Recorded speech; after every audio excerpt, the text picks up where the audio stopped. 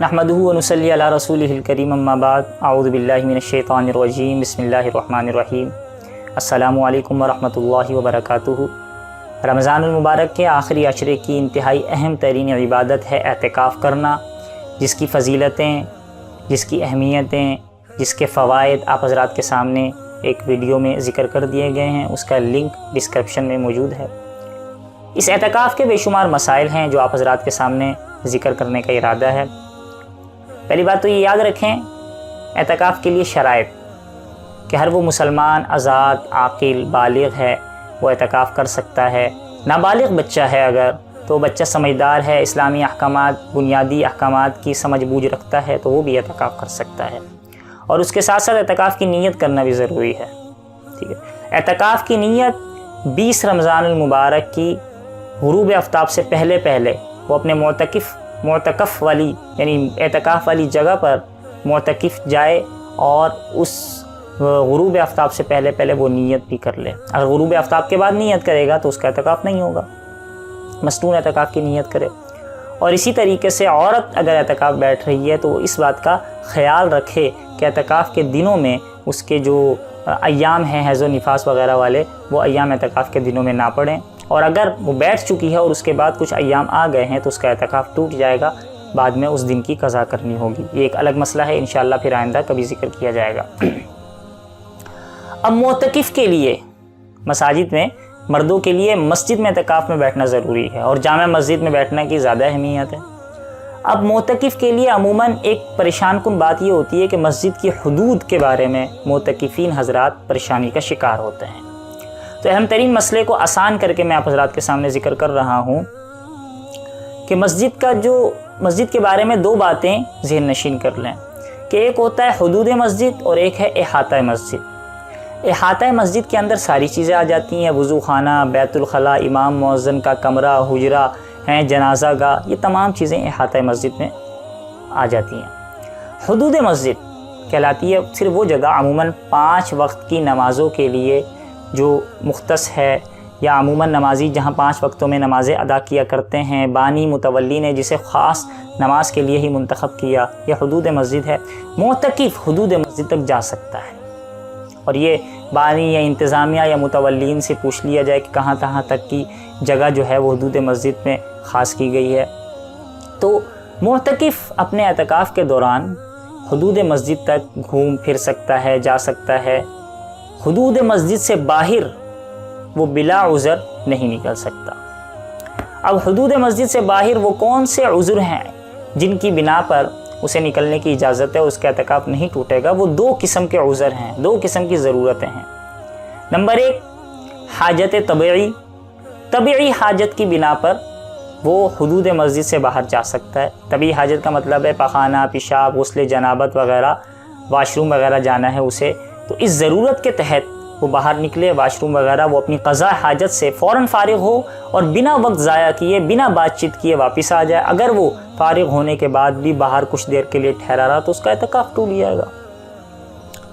इसी तरीके से हाजत शरई ये है कि भाई वो ऐसी मस्जिद में मोतकिफ़ बैठा है जहाँ जुमे की नमाज़ नहीं होती, जामे मस्जिद नहीं है, तो अब जुमे की नमाज़ की अदायगी के लिए वो जामे मस्जिद जाएगा।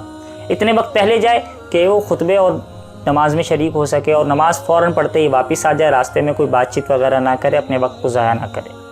तो ये इन वजूहात की बिना पर तो मोतकिफ़ एतिकाफ़ वाली जगह से बाहर आ सकता है, उसका एतिकाफ़ नहीं टूटेगा। बाकी कोई भी ज़रूरत हो, इंतहाई शदीद बीमार हो गया है, उसे एतिकाफ़ से बाहर आना पड़ रहा है, किसी ने ज़बरदस्ती उसे बाहर निकाल दिया है, कोई हादसा पेश आ गया है, इन तमाम सूरतों में बाहर आता है तो उसका एतिकाफ़ टूटेगा। अलबत्ता इस सूरत में उसे गुनाह नहीं मिलेगा।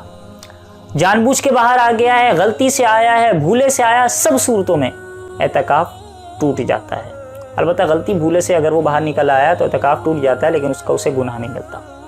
अच्छा, यहाँ पर ये बात याद रखें कि मोतकिफ़ीन हज़रात कुछ ऐसे काम मस्जिद में अंजाम दे देते हैं जो अगरचा जायज़ तो होते हैं लेकिन मकरूह होते हैं, नापसंदीदा होते हैं।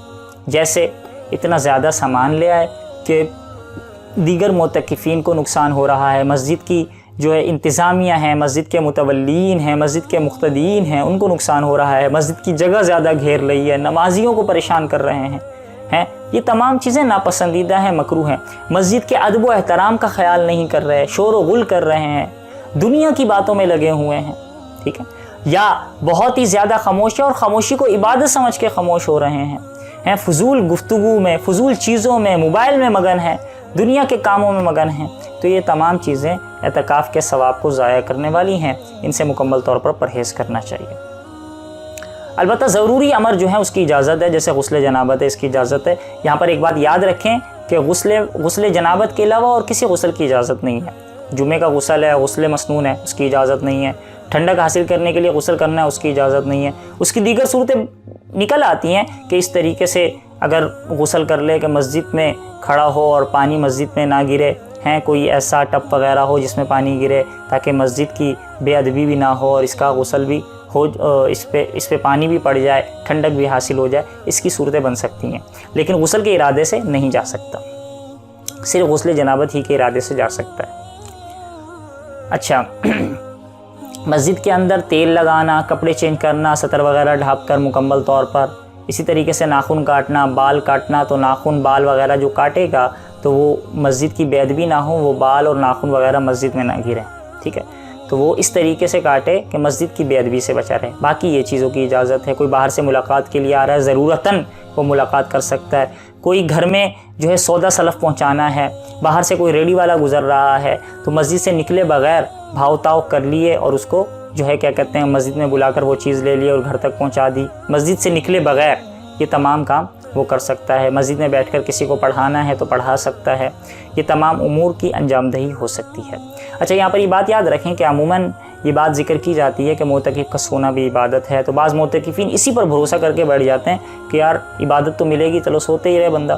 تو جب اللہ کے دربار میں آ گیا ہے، یہ 10 دن اس نے اللہ کے لیے دے دیے، تو اس کو ضائع نہ کرے۔ انسان کوئی غریب ہے، وہ کسی سخی کے پاس جاتا ہے اور ایک کونے میں بیٹھ جائے کہ یار سبوں کو دے رہا ہے ہمیں بھی دے دے گا، تو جب تک اپنی توجہ دلچسپی نہیں دکھائے گا کچھ نہ کچھ تو مل ہی جائے گا، لیکن جتنی زیادہ توجہ ہوگی اتنی زیادہ نظر کرم ہوگی، اتنی زیادہ نظر رحمت ہوگی۔ تو جب اللہ کے دربار میں آیا ہے تو جتنا زیادہ اللہ کے ساتھ لو لگائے گا، جتنی زیادہ عبادات میں اپنے آپ کو مشغول کرے گا، تلاوتوں میں، تسبیحات میں، ذکر و اذکار میں، دعاؤں میں، آہوزاری میں، اتنا ہی زیادہ اللہ کی نظر رحمت، اللہ کے نظر کرم اس پر پڑے گا اور یہ شخص گناہوں سے پاک ہوگا، اس کے اعتکاف کا اس کو فائدہ ہوگا۔